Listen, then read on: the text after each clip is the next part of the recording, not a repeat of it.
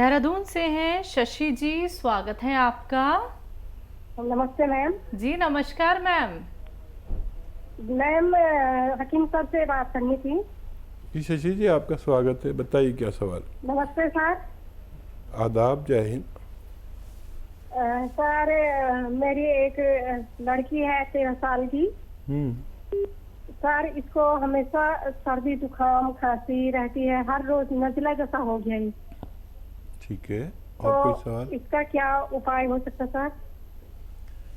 देखिए, यूनानी में इसके उपाय हैं, लेकिन जो लोग 5-6 महीने इलाज कर सकते हैं उनको फ़ायदा मुमकिन होता है।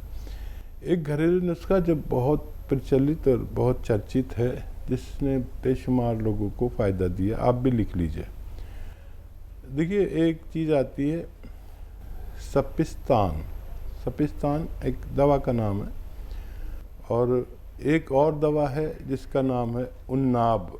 उन्नाब, ये 2 दवाएं हो गई, सपिस्तान, उन्नाब।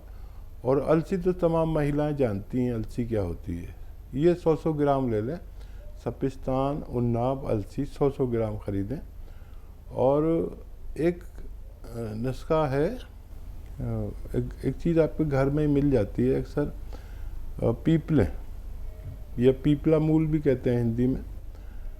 ये 30 ग्राम लें, बाकी चीज़ें 100-100 ग्राम। इनको पाउडर बना लें, और इसमें जो उन्नाब है उसकी गुठली निकाल कर पाउडर बना लें।